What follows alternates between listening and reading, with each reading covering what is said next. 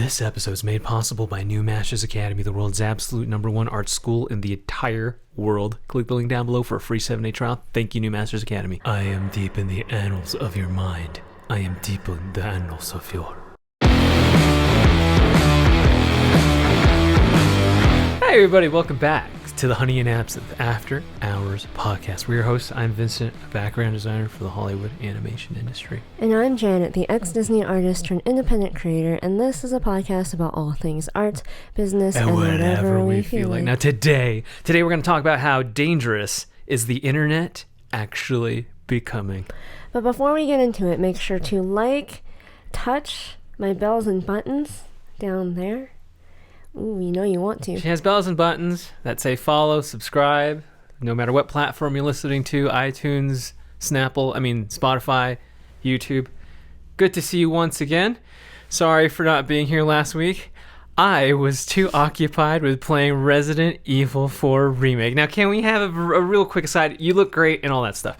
Can we have a real quick aside about Resident Evil 4? Really good remake. I just have a few gripes with it that I'm sure big fans of the game. First of all, Resident Evil 4, one of the top 3 my favorite games of all time. I love this game next to Half-Life 2. I am a millennial ass gamer. If you play this game, you're probably the ages of probably 15 to 21, and it's kind of amazing to see this thing in current gen graphics, and even the original version still looks pretty great.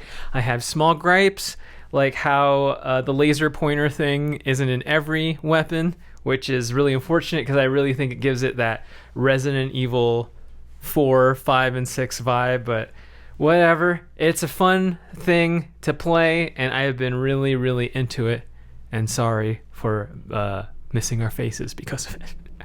I love that game. You've been watching me play this game. Yes. I love this game so much. Yes.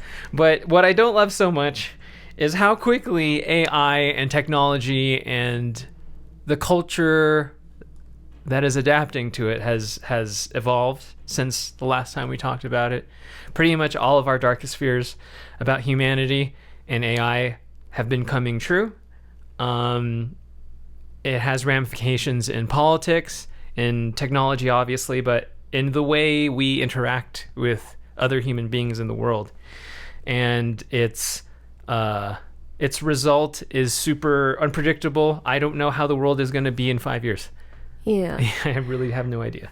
I would say right now is similar to when, as millennials, we were growing up and the internet became widely adopted, and the craze behind it, as well as the how do you describe the fear-mongering around it, feels very familiar to me. Except now it's not about don't talk to strangers in chat rooms like on AM and stuff back in the day, and now it's how dangerous is this AI, or AI is amazing. There's so many different perspectives on it, but the conversation is very, very similar to how a bunch of kids back in the day, we adopted MySpace, and then Facebook, and then Instagram, and now TikTok, and who knows what in the future. And the conversation about the safety of AI is very similar to the conversation of the safety of the internet when we were growing up.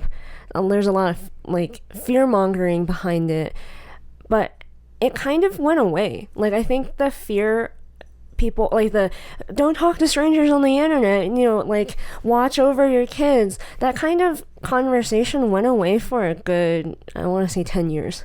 As millennials grew up, no one was oh, you better be careful who your kids are following on Instagram. You know what I mean? People were just oh, we all have Instagram. Suddenly, AI is kind of doing the exact same thing all over again, except to me, I'm finally at a place now as an adult where I am a little bit scared of what's happening, because it's happening so fast. It's happening a lot faster than how we all adopted Facebook, how we all adopted Instagram. It felt really natural and slow enough for us to go from Friendster, what do you call that? Basically Tumblr things, to MySpace, to now Instagram and TikTok. But this AI thing is like this new thing that like I don't know how this is going to affect everything. It's affecting everything. It's affecting from everything from politics to Hollywood. It's ridiculous.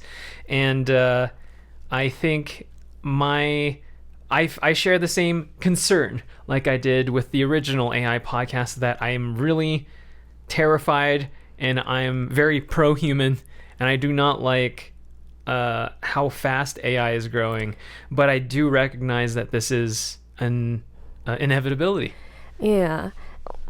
Since our last podcast about AI, we made a lot of predictions, and surprisingly enough, in a matter of a month, a singular month, a couple months, a lot of them have come true already. So I'm like, this is all happening really fast, and I want to talk about it. To update everybody, we quickly talked about how AI would affect art and artists and careers in the arts, and then we kind of had more fun waxing poetic about how AI would affect culture, specifically politics and things like that. Now, I think we're going to go much deeper into how it has already affected culture. Deeper!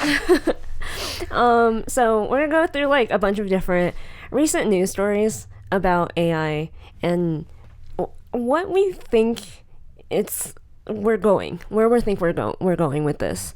So where were we the last time we talked about it concerning art, and where are we now? I remember last time we talked about it was focusing specifically on things like OpenAI and the ability for AI to generate images based on prompts that you enter, and people were having a grand old time entering stupid things. I think at this point it's kind of crazy to say it's only been a few months, a month or whatever. Yeah. I haven't heard anything from Dolly in forever. Me? No. Dolly has kind of, you know, whatever. And everyone's talking about, what's that other one? Chat GPT. Chat GPT, but the other thing, Dream. Oh, a Midjourney? Yes. Yeah. There's so many AI programs now. People are calling it the new wild west of the internet, and people are going to become millionaires off of this, and it's like a whole brand new world. Oh no. So since the whole Dolly thing, now companies like Canva and Adobe are incorporating AI into their programs. And like, this is much more than just Canva and Adobe, but we're talking specifically for artists and professional things that apply to professional jobs. I didn't see any of this on Twitter, but you said a lot of artists were getting really mad. Yeah. So previously a lot of artists on the internet were kicking and screaming about AI, and now I think it's kind of a slap in the face that AI is being legitimized by Canva and Adobe.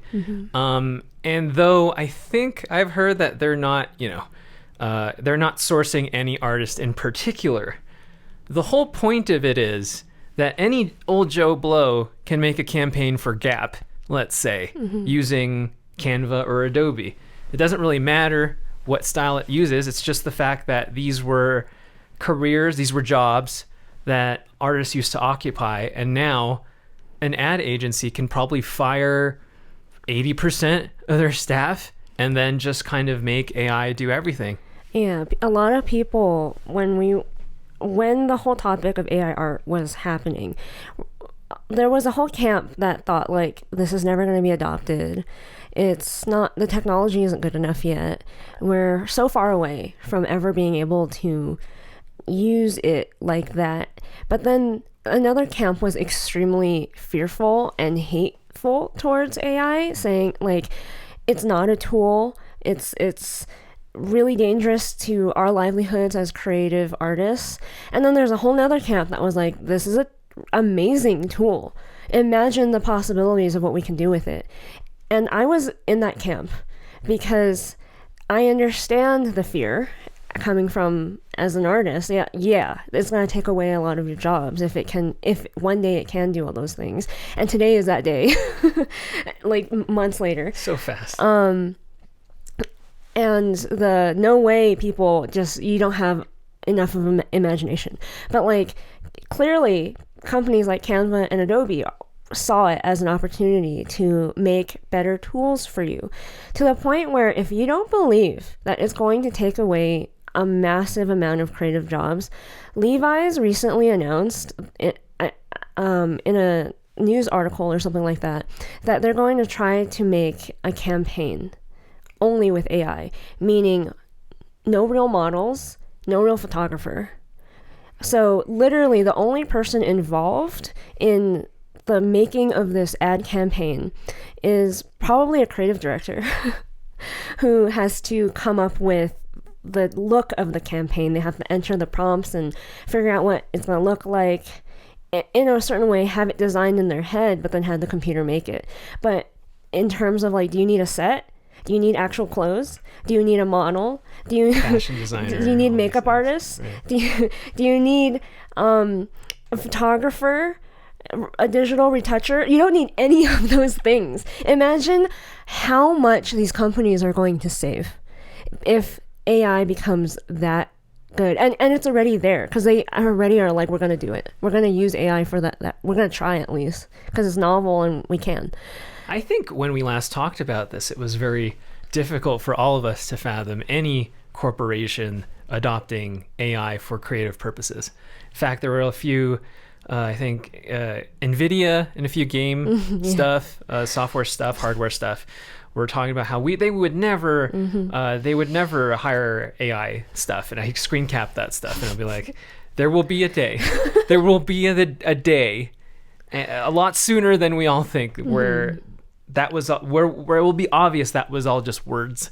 Yeah, I mean, even outside of companies like Canva and Adobe, I forget, there's this one company that helps you write blogs easier, and literally, I forget what it's called, but it can literally write blogs for you now because they've incorporated AI into it. You can digitally remove certain parts of, like, let's say you filmed a beautiful landscape, except the landscape has telephone poles and power lines, and it kind of ruins the shot. And in video, I'm not talking about photo, in video, there are AI that I think Premiere or other digital editing softwares are now starting to incorporate the ability for the AI to remove those power lines for you automatically. Like, the computer knows how to do that. Before, you would have to learn how to do that yourself and frame by frame remove it. That's painstaking work. That's work you don't really want to do. And to put that in the hands of the average person who's maybe even on a phone one day. Maybe you won't even need a crazy video editing software. All these things, like, I remember thinking when we were talking about the DALL-E stuff that artists are so full of themselves if they think this only applies to them. Like, clearly with ChatGPT, it is useful to every single industry, but also really scary to every single industry. But I remember seeing someone talk about how, yes, it's going to get rid of a lot of jobs, but we can make better ones. And I believe that. Like, I feel like, unfortunately, a lot of jobs are going to go away, but it's probably going to be replaced by new kinds of jobs. And like that's always been the case. And also, proof that we are already at this point where AI is actually getting pretty darn good compared to like the stuff we were seeing even a few months ago people were making with DALL-E, is if you go to the political Twitter space at all. Our least favorite space in the world. So you told me you've been seeing a lot of crazy Trump and Biden photos, in quotes. Oh yeah, a lot of the, what do you call it? The political pundit class have been dabbling, making all sorts of Trump, Biden, fake photos of fantasy arrests and Biden doing all sorts of strange things in dark rooms. And like, they look really good. They look, maybe to the untrained eye, really, really realistic. For my somewhat trained eye, I could tell they look a little too staged, and the lighting looks a little too perfect. A real photograph taken in real life isn't very sexy. It's kind of just bland and blah, but it's almost like over dramatized. Yeah. A lot of these Trump getting arrested and being chased by policemen. But it's looking really darn good compared to, I remember talking about how like, oh yeah, the AI art kind of looks like clip art. Right. Now it's like in a short amount of time, it's really starting to look realistic to the point, if I were to give it a percentage, it looks 85 to 90% almost there, which like what in a few months ago it was like 30% there. So it could be any day now. It could be tomorrow where there's a really convincing looking AI generated photo that can mislead people to believe whatever. And that is going to be our future. And I told you the ramifications of this next year with election season. I'm not sure how this is going to affect how people perceive what is real on social media, especially in a place like, I don't know, Yahoo News or whatever, where people consider that actual news. I don't know. I told everybody that like maybe people just won't believe what they see anymore. But I don't know. We're talking about a lot of negatives, but this is really freaky. And I've seen talk from Lex's podcast. So I think there's like this AI guy who's been showing up on like all of the mainstream news places talking about how like, I know how scary and different news everything is, but like AI won't be used for bad things, which is sort of like Skynet talk to me. I don't know, but like I have reiterated so many times on the show, I have zero faith in humanity. But I don't know, maybe I'm just being a worrywart and things will actually be great and we will be fine with AI. But the photos especially are looking super real, and you know, once photos look super real, you can almost guarantee video is going to get super real, which means that maybe they're going to be AI Twitch streamers. Maybe you won't believe who is on the other side of the internet anymore, who you're actually talking to. They're also, speaking of Twitch streamers, unfortunately, I don't really follow Twitch streamers at all, but a lot of the people that I follow on Twitter do. So occasionally I get their likes or their responses. I saw this one tweet, I think of a Twitch streamer called Valkyrie or something like that, and she was talking about how she is upset and that some people were making deep fakes of her fans, some potentially underage. And deep fakes are basically transposing a person's face onto a video of a different person, and usually in a Pornhub video or something like that. It's not, I'm not talking about deepfakes of like, oh, it's an innocent video taking like someone's photos on Instagram, putting their face on like some random other person, and it's innocent. It's kind of weird if it involves a sexual aspect to it, especially of underage children. So she generally was kind of upset, and the reason why people were doing that apparently is simply because they were fans of hers. If her fans were interacting with her content, people will go to her fans' like social media accounts, take their image and put it on deepfakes. Is this to harm the fan base? I don't understand. I think to harm her fan base and to harm her, to victimize her fans as a way to victimize her. And I was just like, this is a strange world that people are evil, man. Yeah, that's awful. Which leads me to what's leading everyone to the whole protect the children argument in this. It's very, very similar to the way people are talking about AI in relation to how we need to protect children, to the way people were like protect the children from the weird strangers in the chat rooms. Like, don't go into chat rooms with strange adults and do the like age, location, sex thing. Like, don't do that. There's a whole lot of conversation happening right now in regards to protecting children. A lot, for one, there's a TikTok ban.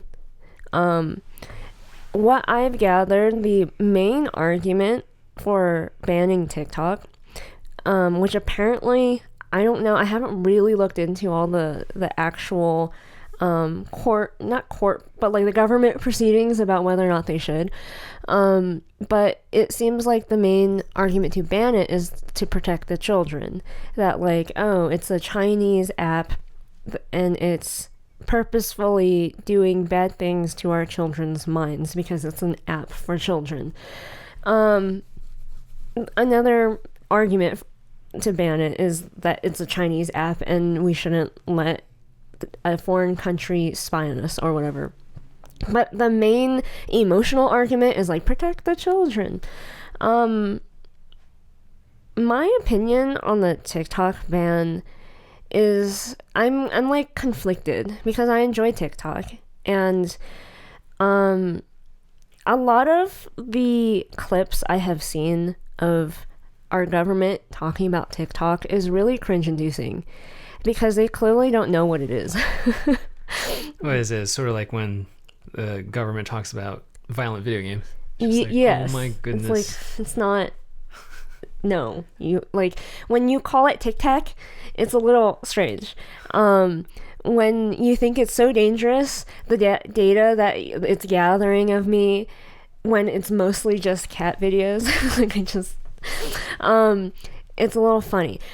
And then the arguments against the TikTok ban, specifically on TikTok, are really convincing. Like, for one, they say that Facebook does the exact same thing, so why don't you ban Facebook? And then they go like, oh well, Facebook is a American company, and then the TikTok shills are like, well, Facebook is an American company selling your data to the highest bidder in China, and I'm just like, touche. Like, that's true. What's worse, a Chinese company stealing our data directly, or an American company on our data, right, doing the exact same thing? And then the other argument is like, protect the children, and a lot of the TikTok shills are like, you don't care about the children. And you agree. And I agree. I think every single time in my life I've seen the protect the children argument, it's kind of just more, yeah, and pulling at people's vulnerabilities, emotional heartstrings. Yeah, and ironically, right as people were like, you don't actually care about the children, the Nashville shooting happens, and TikTok was like, clearly you still don't, you don't care about the children. Like, this is all posturing, and this is stupid. Because in my opinion, this is my opinion now, if you really did care about the children, ban all the social media apps. But you're not going to do that. So you don't actually care about what the is children. This double standard? Yeah, like, for Instagram's fine, but TikTok's not fine. Yeah, like, it all does the same thing. And then also, there have been a lot of articles popping up lately. We millennials were kind of like the originators of the family vlog. Explain this to the boomers and the people who aren't used to the internet. There are a lot of kids that grew up on the internet whose parents kind of monetized their existence on the internet because it was really lucrative and got a lot of views. The biggest example, I forget what his name is, but the little kid that unboxes toys on YouTube. Oh yeah. He had millions and millions of subscribers and views, and that's literally all he did. He unboxed and played with toys and got huge brand deals and made so much money. to the point where it became a huge niche to have family vlogs, where yes, there are the children that do toy unboxings, but there are also entire families where mom, dad, children and pets or whatever monetized and became kind of like a parasocial family of the internet. It's like back in the day, you had the Brady Bunch. Yeah. And now you have the Brady Bunch on the internet, but they're not actors. Yes. They're real people. Arguably still actors. Unfortunately, a lot of the kids in these family vlog situations have started to grow up. Like, we've reached that point, this life cycle of the internet, where a lot of these kids are starting to grow up, starting to gain independence and sentience. And they're starting to speak out about how they didn't actually want to do this. And it feels a little wrong to have every aspect of their childhood on the internet. Yeah, it's a vulnerable time. Kids do silly things, but that's how you learn. Yeah. But all those things are in the permanency of the internet, and that's really upsetting because they didn't have a choice. They didn't have a contract to sign. By the time they understood why it's harmful to be on the internet, they have had, 200, 300 episodes about them on the internet from the time they're a little baby to a toddler to a kid. Yeah. It ranges from just feeling a little bit like their privacy has never existed, like they never had privacy, to people who were like, there was a point where I didn't want to be in vlogs anymore, but then the parents would guilt trip them into being like, well, this is how we pay bills, and this is, don't you want to have mommy and daddy to like be able to provide food on the table? Like, not very far off from what I imagine the guilt tripping that happens to child actors and things. Yeah. So, but like, there's an added aspect of like privacy. Like, child actors are actors still. Like, the life they portray on the screen isn't who they actually are. It's still a job, even though probably really shitty, toxic one. But like these kids aren't that, but also they're living life on like their entire lives are on the internet, and they didn't have a choice in the matter. And like, a lot of these kids are like growing up with dealing with what that means, and like I don't have an answer for like whether this is right or wrong or what to do about it. It's just protect the children. But like, when we were growing up with like AIM and chat rooms and similar conversations about that, there was no protecting us. You know what I mean? We were gonna do what we were gonna do, and chat rooms still exist. Yeah. It's not like they don't exist anymore. They kind of are exactly the same thing that they were in the early aughts. I think as millennials, we just dealt with the reality of it, and then we just carried on. Like, and maybe it's the same for the new way of being. You have your internet life and your real life, and somehow it also, like, there's no separation now. Where, like, we were lucky enough to grow up not on the internet in the first half of our life. First like 10 years of our life is essentially, but like, kids these days literally have an internet life from the moment they're born. Some of them. Do you feel like the technology you're using is becoming more smarter and more autonomous and more free to do whatever it wants than your own life? You know, when I have these feelings of technological dread, I drink coffee brand coffee. Coffee brand coffee gives me a big old kick in the keister that snaps me back to reality and makes me appreciate the present. If you want 5% off your entire coffee or tea order, enter code honeyandabsinthe at checkout at the link down below, and enjoy your coffee. Enjoy your coffee and my babies. And then now I want to talk about bad internet behavior, translating to real life behavior. Recently, there has been a lot of conversation from multiple different creators about inappropriate behavior that, like, stalking behavior that they've encountered in real life.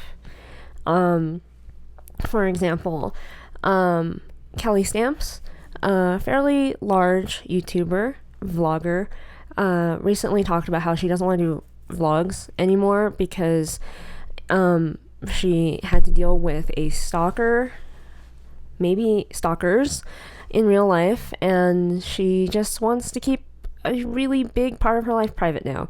There was another, I think, a TikTok where this woman was describing how she was stalked and broken into and threatened, actually, by... This isn't an original. We've seen this happen to Philip DeFranco. Yes, throughout internet history. Yes.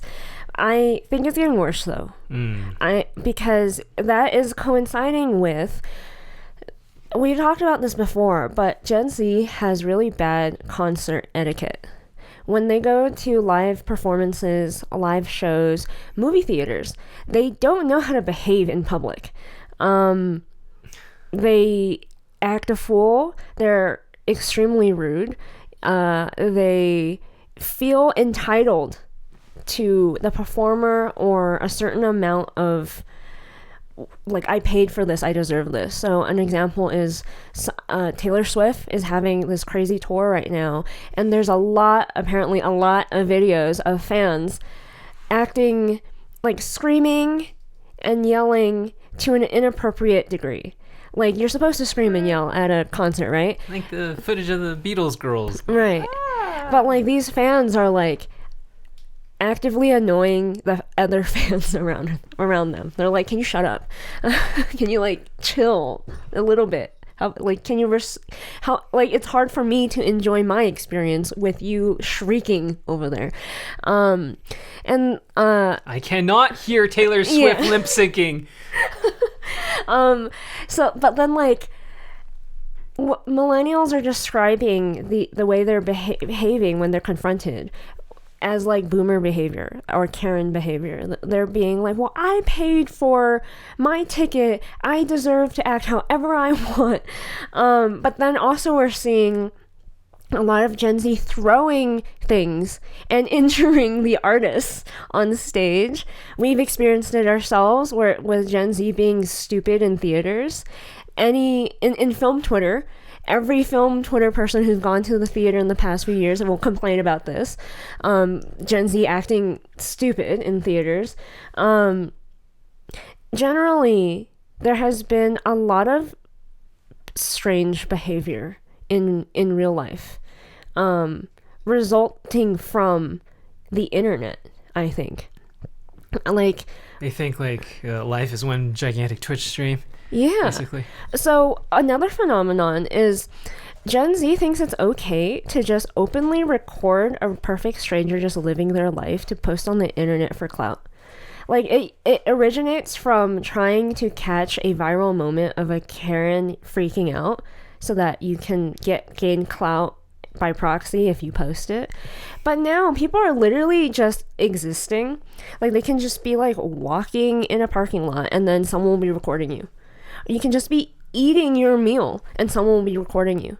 And you don't even have to be famous. Like, you can just be anybody and they're recording you because they're trying to mock you, usually, or they're just trying to get they think it's okay to just record random people and just post anything and everything on the internet. And it feels... For likes, though. That's the ultimate desire. Likes, followers, attention.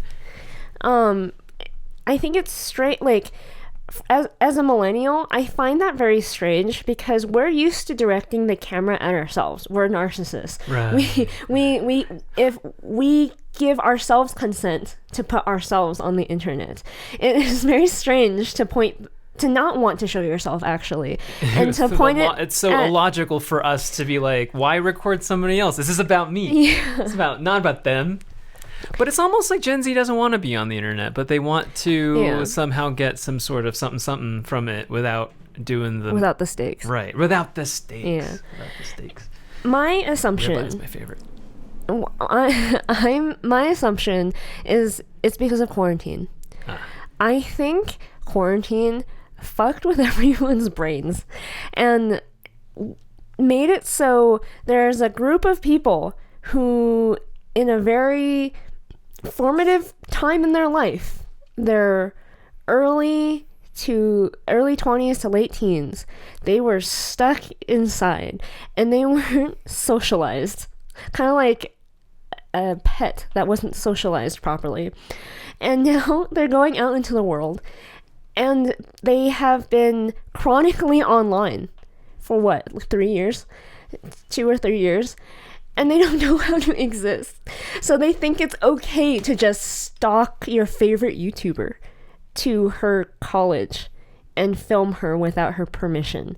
It's okay. But then you told me that when Kelly confronted these people, they were like, yeah. So that's what happened to Kelly. She went to a college campus to take classes, and then some random person followed her around for a few days while recording her without her permission, and then finally they had the guts to like come up to her, and then she was like, oh yeah, you've been following me. And then they're like, oh no, like I just had a friend in your class, and and I was just like, just own up just own up to it. You're being weird. You're being really weird. When Kelly Stamps went to the police, like typical stalking 101, Response. yeah, the police told her they can't do anything unless they actually, after they have actually done something harmful to her. It's like a beat in this in every stalker movie you've ever seen. Like, sorry, if they're just following you around, we can't do anything, but they have to actually, like, I don't know, hurt you. And could they send you a cow heart and say, this is my heart, or something like that? Could they do like the Godfather thing? I don't know. I'm just thinking where the line is. I don't know, but probably. Okay. But they don't have the guts to cross any lines. It's just, it's stalking and just trying to follow them, but skirting doing anything illegal, I'm sure. Yes, but it can eventually get there. Then when she told the police this, the police was, do you think these people have, like, something wrong with them? Maybe, they're just not well. And then she's like, yes, obviously, but why does that matter? And like, I think a lot of people, not just the people who are stalking people and like breaking into their apartments and doxing them or whatever it is, I think every single one of these people who are filming people without permission, random people, throwing things at your favorite music artists at a concert, being loud and obnoxious in a movie theater for I don't know for what. I think all of these people have a common screw loose in their head, and I think the common thing here is that I think they're chronically online. I think they experienced quarantine and they're like permanently don't know how to behave anymore. What do you think about this behavior? Back in my day, I used to touch grass and play outside. And when I got bored, I didn't want to be at home with my parents, I would skate to my friend's house and we'd eat pizza and we'd play Halo. We do the couch co-op thing where we would come together, kids in the neighborhood, and play video games and skate and have BB gun wars in our backyards. Now it's Discord. It's chats, DMs, WhatsApp, FaceTime, and I think this whole, this entire group of people, this generation, is really accustomed to just interacting with each other online, and they derive pleasure in that I never found it that interesting to talk to people online or even to text people. When I was dating, I couldn't visit my significant others, I would call them.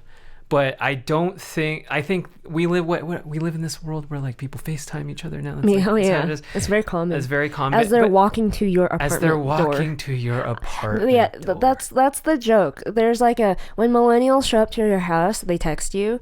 When boomers show up to your house, they knock on your door. Uh-huh. When Gen Z shows up to your house, they FaceTime you as they're knocking on your door. Yo, yeah, who's outside? Yeah. I just think that we won't be able to understand it because we just can't. But like these kids really derive a lot of pleasure in talking to each other and chatting with each other on the internets. I sound so old doing this, but like I really can't relate. I really never liked AIMing with people, which is what it was called back in my day. I think that's what it is. There's a whole culture around it, and there's a whole chain of etiquette and a whole realm of how misbehavior that you could do on the internet that they think if you go to a mall, if you go to a public place, you go to Disneyland, the rules still apply.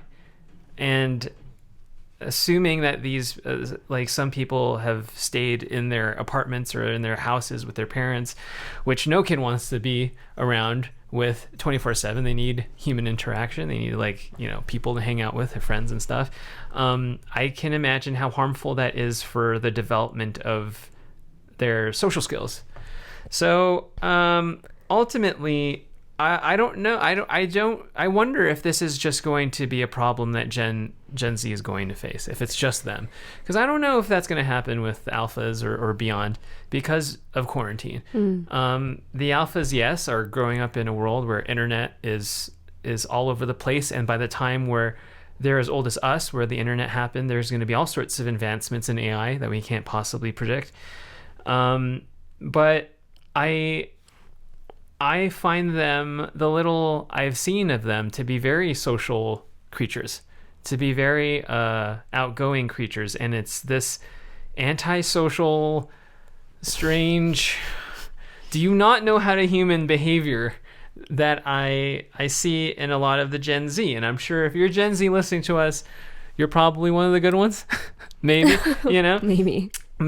But I'm sure you've seen and experienced something recently, like, yeah, just your fellow brethren being just nutty. Yeah, being nutty. So that's what I think. I agree with you. I think it's never in any generation's life have they ever had to like just stay at home with in their four walls for 2 whole years. And that, like we've listened in the Huberman podcast, like if you're not getting any sun, you're not getting any vitamin D, and you're constantly put in toxic interactions, that does really bad things to you, to your mind, mentally and physically. Health, yeah. I think if I were someone listening to all of this for the first time, who are like us, millennials, very adept at the internet, there's a certain aspect of desensitization and lack of empathy for a lot of this, because it sounds in a weird way like normal internet behavior. Like, like you said, we've been hearing people getting stalked if you make content on the internet for a really long time, like almost since Philip DeFranco, since the invention of live streaming, we've been hearing people getting swatted and just awful things happening. So as a millennial, maybe Gen X and maybe boomers might not feel that way, maybe they would be appalled, but millennial, Gen Z, and anyone younger probably would just be like, so what, people getting stalked, so what, people recording each other, that's the internet. And what I have to say to that is just, yes, I understand why you feel that way, because kind of like when our parents and when we were growing up were telling us like, oh, there's scary people on the internet, be careful when you're on the internet. Or some parents went as far as like putting parental controls or policing every action their kids did on the internet. We know, because we grew up in that era, that like, yes, there are shitty people, but you have to just become smart enough to be aware of those people. Kind of like how we grew up with stranger danger. Yeah. But it's so much more complex than that on the internet, but it's sort of that sense of like, you got to be able to sense snakery and bad behavior on the internet and avoid it. Yes. As best as you can. So I understand why I think a lot of people are desensitized to a lot of these stories that are coming out. But I do think there has been an increase.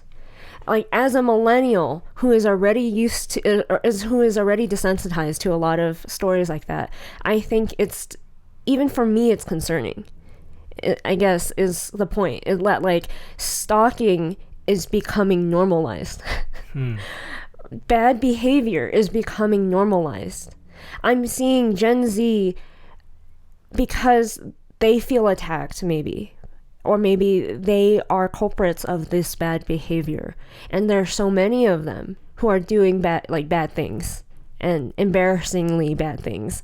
They don't want to own up to the fact that maybe you're acting like a shitty person.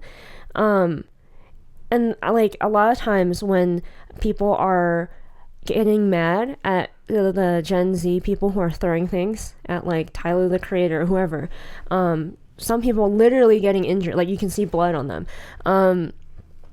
In the comments, I'm as a sane human being, I'm expecting a lot of people to be upset because you're fans of this person supposedly. But instead, what I'm seeing is a lot of people going like, well, he shouldn't have gotten mad.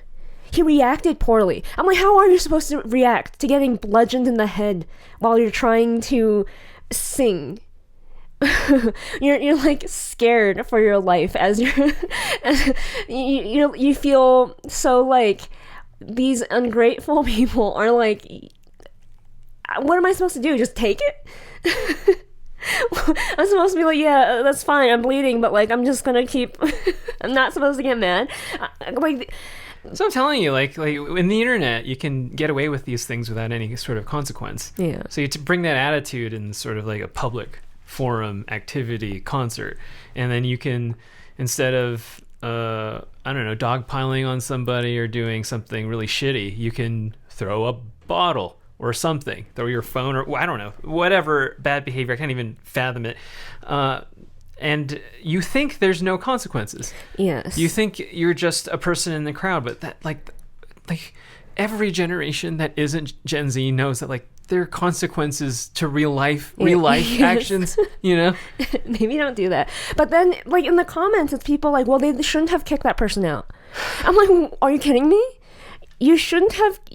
There are hundreds of people defending the person who threw the object rather than feeling sympathy for the person that got hit with the object. Like, I thought, like, that's insane. And for people to be so desensitized, to be like, oh, well, you create content on the internet, it's fine that you got stalked. It's your fault, essentially, that you got stalked. It's your fault that you got robbed. And I'm just like, when literally people are just recording random strangers doing perfectly normal things and putting it on the internet, you can no longer say like, well, you choose to be online, so you deserve it. I like the normalization of that train of thought is becoming normal. It's becoming like just an accepted reality. And I think that's really weird. I think it's really weird that we're okaying bad behavior. Or at least Gen Z is. Because they're the only people like I'm seeing that like is okay with all of this. And it's, I don't know, maybe it's a weird part of the internet and it's a very small part of the internet, but I don't think so. It's just strange. For example, like some people will do like TikTok thirst trap dances, probably very common in the city. You'll just see it happening, and then you'll, like, if you're used to living in the city, you just don't bat an eye and you walk by. But then a lot of people, somebody trying to get famous. Yes. Happens every other day. But some people will actively record the people recording themselves as a way to mock the fact that they're recording themselves doing silly dances in a cringe fashion. So it's just, all of this is just so awful. And that leads me to, should we do anything about it? Should companies, social media companies, do something about what I would call bullying behavior? Should the government do something about it? I don't know, but don't you also worry about AI and the shitty things shitty people will do with AI since they're already here? Imagine the shitty Gen Z grow up and they really know how to use AI. Yeah. Just imagine oh, God. the horrible things they could do with like a word processing program AI program like ChatGPT or manipulating photos or creating like who knows, Yeah, like the man? crazy stalkers Who who are knows? actually good at the internet. But you know what I don't like? Mommy and daddy government who don't give two shits about the individual.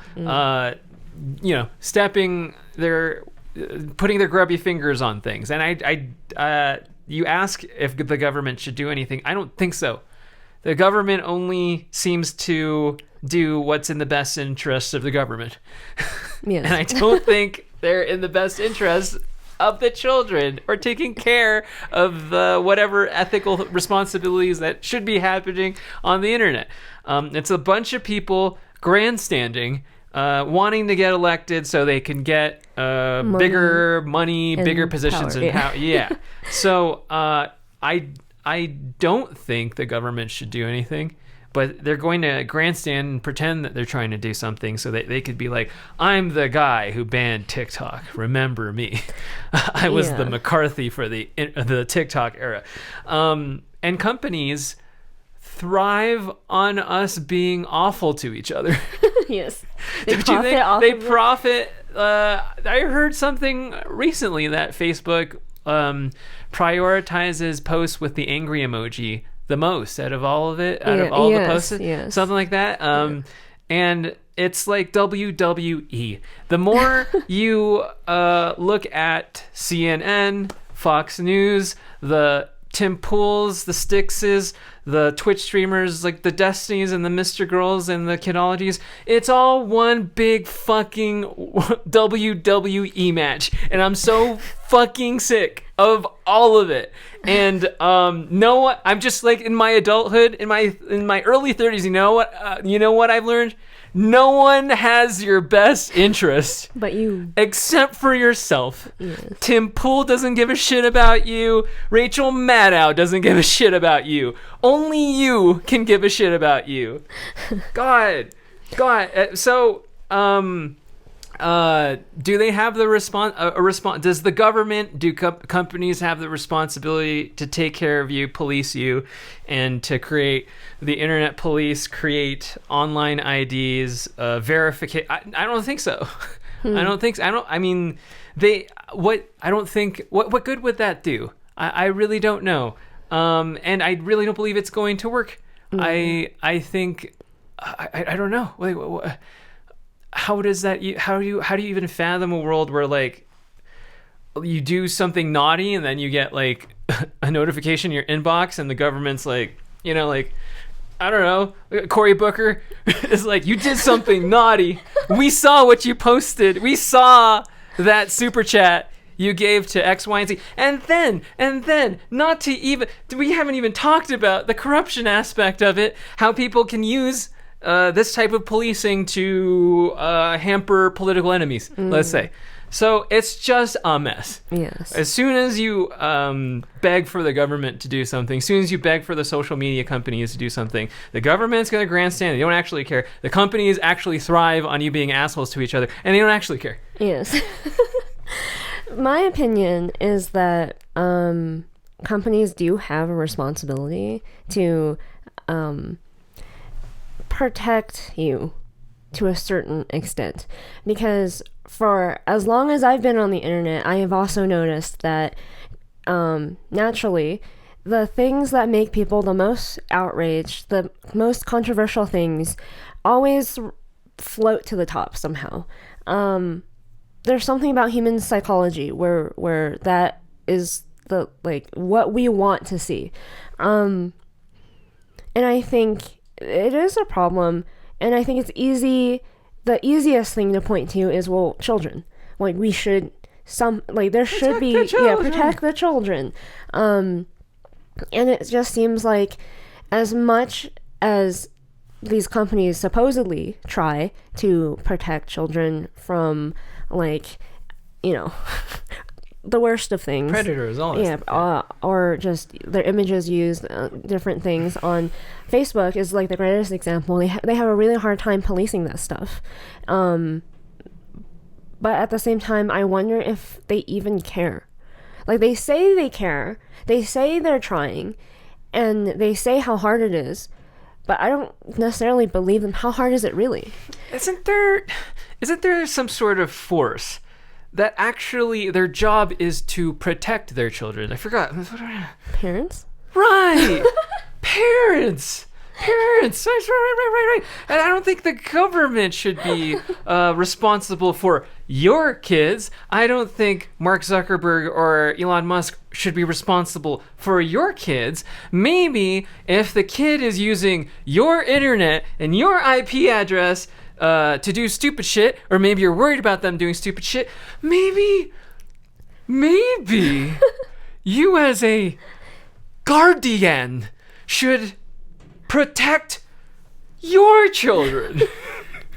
I don't know. Wild thought. I don't know. I don't know if that's gonna fly. I'm not really sure. What do you think about that?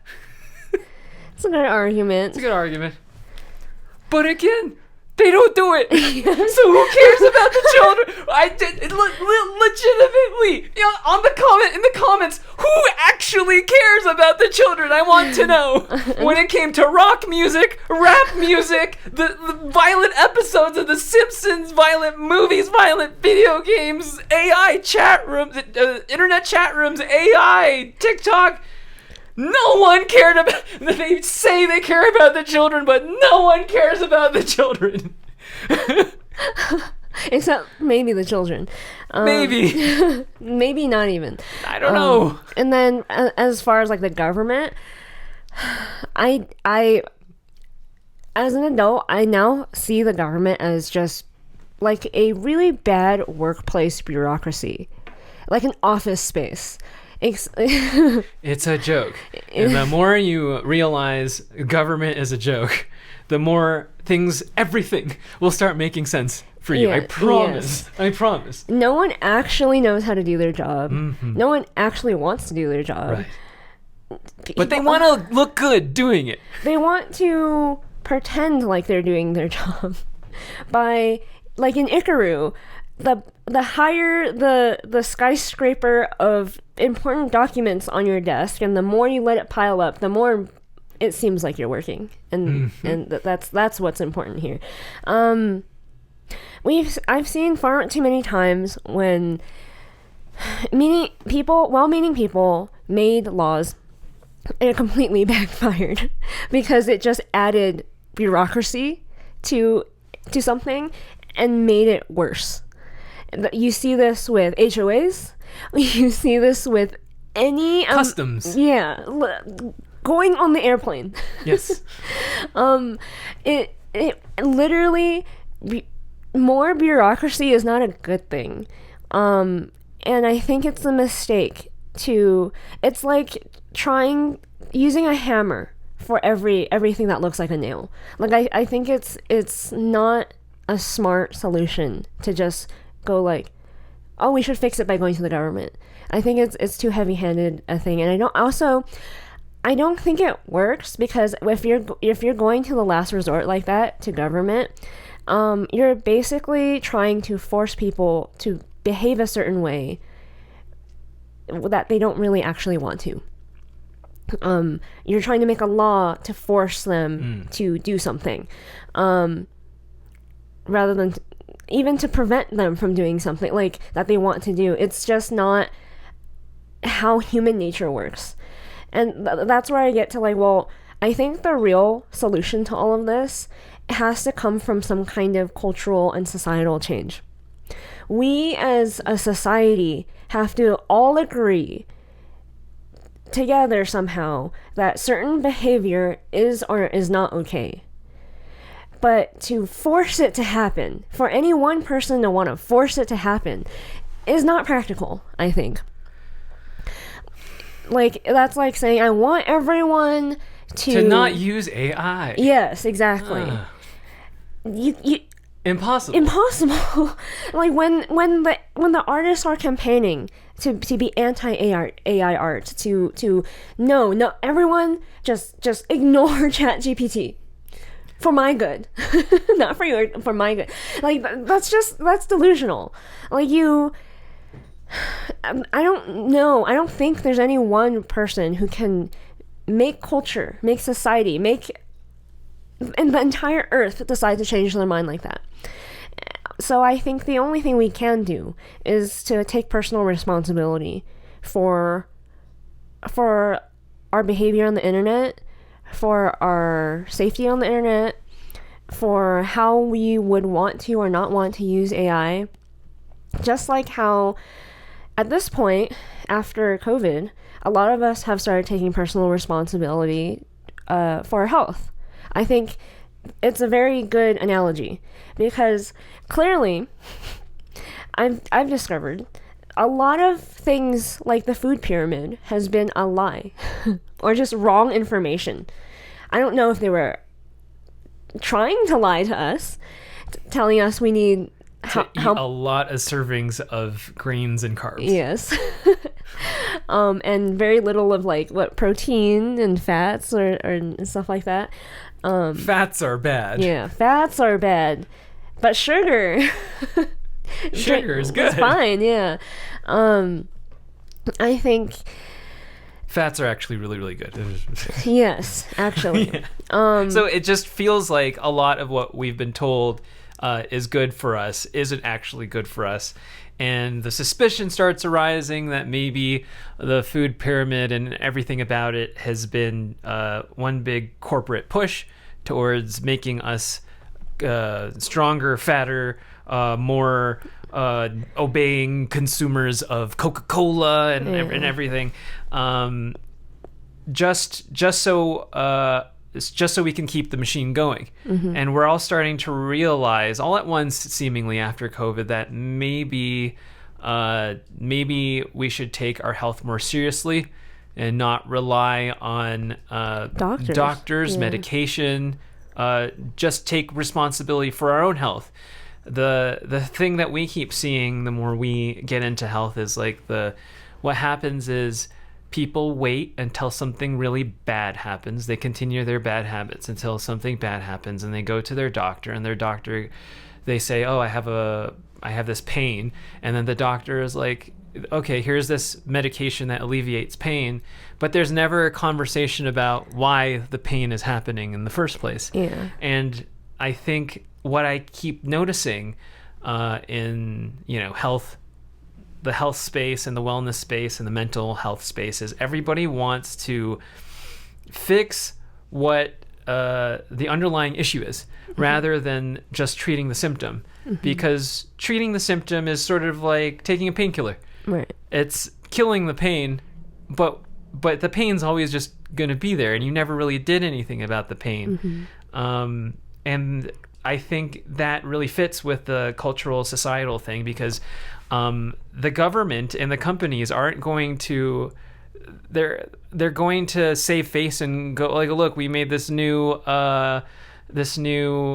food pyramid or this new thing that helps kids not get into trouble on mm-hmm. the internet, but like at the end of the day, it's your responsibility for your own health, the health of your children, the mental health of everybody, yourself, and you can't just put a Band-Aid on these things. And you can't expect some outside force to force you to not be fat, for example, or to force you to eat a certain way. Not to use AI. You have to be responsible about your own creativity and adapt with whatever's happening in the world, so that AI can help you, or it wouldn't even bother you, or whatever. I don't think that we should band together and stop the inevitable, because it's a lot of wasted energy. Yeah. I see it as wasted energy. It's just not going to work. Yeah, and it's not going to work. And it's like, instead of using up all that energy to band against the inevitable, why not become a stronger creative person? Mm-hmm. I am really unimpressed to see good drawing, good painting. I love ideas. I've always been into really good ideas and really good stories, and that's not what I see on the internet. That's not what I see on the art influencers. It's not about their ideas or about the things they're actually creating or what they're saying. It's about look at whatever stylish thing I can paint or draw or whatever. And I think those people are actually the most afraid of the AI, because what AI does, it democratizes art to the layman. It makes it so your auntie can like make something that looks like whatever internet artists you see Canva. with Canva at this point. Yeah. But what if their idea is better than yours? Yeah. You know? Yeah. Then what? You know? Mm-hmm. So why don't you, instead of banding together around to eliminate AI, why don't you create the next X-Files? Why don't you say something relevant with your artwork? Why don't you just do art for yourself? Why don't you just make art that doesn't just impress other people, but makes your existence worth it? I don't know, but there should be more to life than what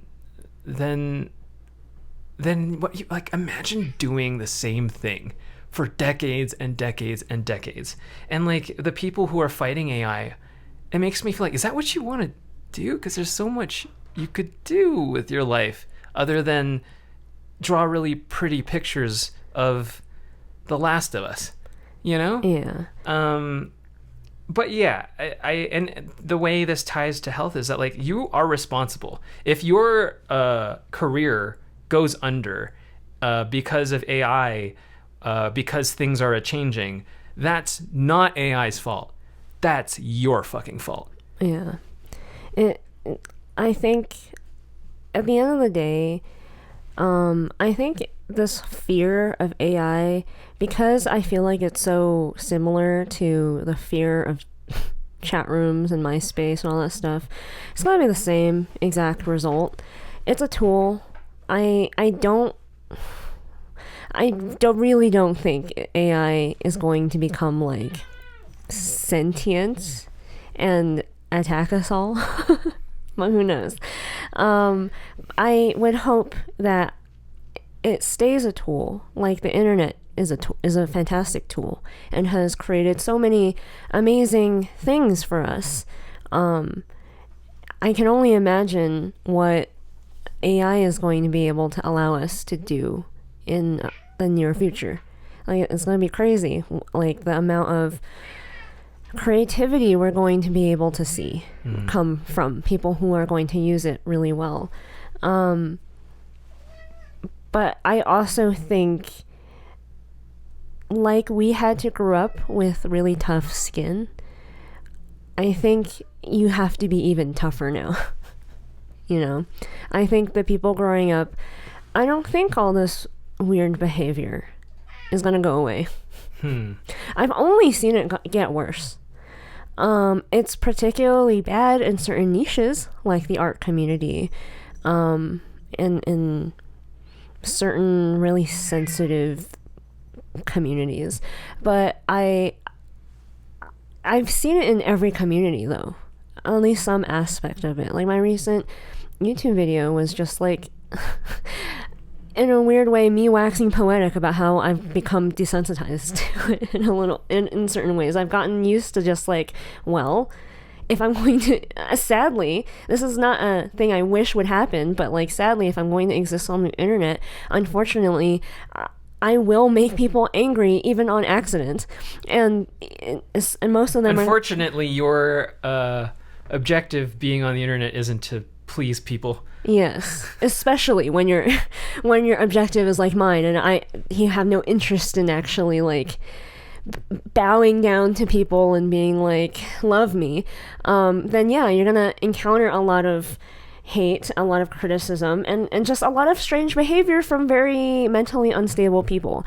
And that's going to become more and more a norm as social media infects more and more of our brains. And that's, I feel kind of bad for the upcoming generations, because we're already seeing how negatively it's affecting Gen Z. I can only imagine how it's going to affect Gen Alpha and the future kids. But there's nothing I or anyone can do about it. So I just feel like they're going to be superhuman or they're going to be weirdos. Who knows? One thing I know, we're going to be the boomers. Yes, yelling at a cloud. You kids, you're doing the kid. Crazy. Why? crazy. Back in my day. Back in my day. I touched grass. I touch grass, yes. So what do you, final thoughts here. How dangerous is the internet becoming? Very. Very dangerous. Very, but oh well. And what's the solution? Just to have responsibility and to take care of your own self? Take care of yourself, because danger is out there. Danger is out. Yes. So, in this episode, what are we recommending? We are recommending The X-Files. So, I started watching The X-Files on a whim because it's on Freevee. And then you were like, what are you watching? And I'm like, I'm watching a random episode of the X-Files. And then you just sat there and you're like, hey, this is really cool. I've never watched it before. I was raised on X-Files, man. I loved this show when I was a kid. I love Mulder. I love Scully, man. And then I became obsessed. And very thoroughly impressed by Vince Gilligan. What do you find so appealing about the X-Files? This 25-year-old show, TV show. Wow, we're old. Holy smokes. It is, I assume, the best first incarnation of this kind of procedural thing. And it's like really, really common TV archetype of male, female lead, love interest. But they're not really. Yeah. You know. With some kind of like monster, like, mystery of the week kind of thing happening. Bones, Fringe, Warehouse 13. Law and Order. Literally. Doctor Who. House. Ooh, yes. Everything. And combined with sci-fi, which I don't actually like that genre very much, but I really like X-Files a lot because it's, now that I'm more well-versed in sci-fi monster lore in film history, it's really fun to watch. Knowing like the story of Frankenstein or the story of Dracula and the idea of a ghost or a golem, and like contextualized in a sci-fi way. And what if like these FBI agents happened upon Dracula or vampires? Like it's fun. What do you think about Mulder, Scully, Skinner, and the Cigarette Man, and the Lone Gunman? I like all of them. I like them a lot. We've watched so many seasons now that they feel like friends. They feel like friends. Jada has no life. My favorite episodes, I've realized, are Vince Gilligan episodes. And I want to, like, I think the man is a genius. Like, I never actually looked into his background. I'm a huge fan of Breaking Bad. We've waited to binge Better Call Saul until it was done, and now I think we're gonna order the box set and like watch it all. But maybe for Christmas, that'd be fun. That'd be fun. Yeah. But like, I never actually researched him. And when I found out, he literally got his start as a fan of X-Files and like sending them fan mail and sending them like a script, and that's how he got hired onto X-Files. That's insane. And then like, honestly, the best X-Files episodes are Vince Gilligan written episodes. I adore the way he writes. It's just so fun, and I think the man is a genius. And yeah, I hope that he is a really good person because never meet your heroes, but like he's become a fast hero of mine. So there's a very specific episode we want you to watch. What is your favorite episode of the X-Files, Jane? One of my favorite episodes is the episode called Small Potatoes. Why is that your favorite episode, Jane? It is a Vince Gilligan written episode, and it's just fun. When you've been binging like the entire season, and then you get to this episode, you can tell how like the actors have kind of gotten bored because this is like, I don't know, season 4. Yeah, season 4. They 25 episodes per season, basically. They've been working 4 whole years at this point. They're a little bored of their characters, but then there's something about them that comes alive in Vince Gilligan specific episodes, and they seem like they have a lot of fun. And it's I don't want to spoil it, but it's a really fun episode. So watch it. David Duchovny has a lot of fun in that one. Yes. If you like this episode, make sure to like, subscribe, check out all these other episodes to binge all our other episodes, and we will see you next time.